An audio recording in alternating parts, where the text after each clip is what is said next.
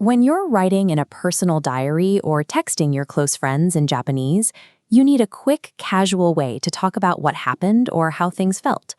To anchor those informal thoughts in the past, you use a specific structural piece, the word datta. This equation shows how it works. Attach datta directly to the noun. Student,学生, becomes 学生だった. This works for weather too, which Japanese treats as nouns. Ame becomes 雨だった. It was rainy. Watch out. Never combine present tense da with past datta. By attaching datta directly to the noun, you create a complete past tense sentence. You don't need to add any extra linking verbs to finish the thought. Now let's look at how to describe past conditions and atmospheres using na-adjectives. For nigiyakana, or lively, we apply a quick modification. Remove that final na syllable and add datta immediately after to get nigiyaka datta.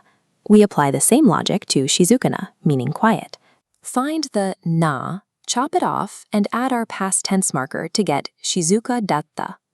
Because na-adjectives behave so much like regular nouns when building sentences, Japanese grammar rules almost always group these two word types together. This brings us to a major grammatical trap that catches a lot of beginners, trying to apply this exact same rule to e-adjectives. E-adjectives operate differently.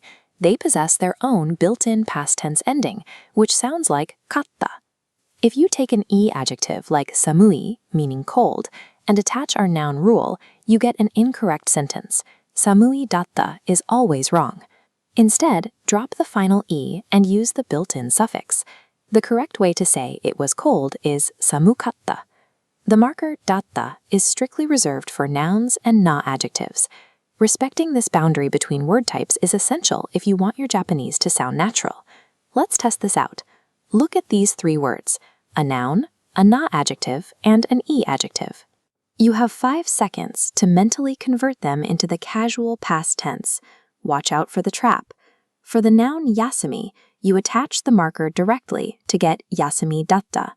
For the na-adjective, kantanna, you drop the na to get kantan datta.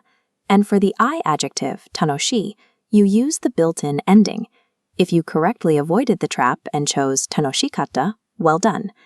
Now that you know the mechanics, we need to address the social reality of when to actually use this word. In this diagram, you can see the clear division. You use the casual form, datta, with close friends or family.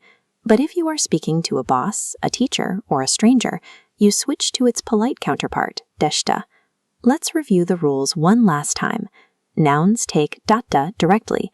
Na-adjectives take it after dropping the na. I-adjectives reject it completely. And datta fully replaces the present tense, da.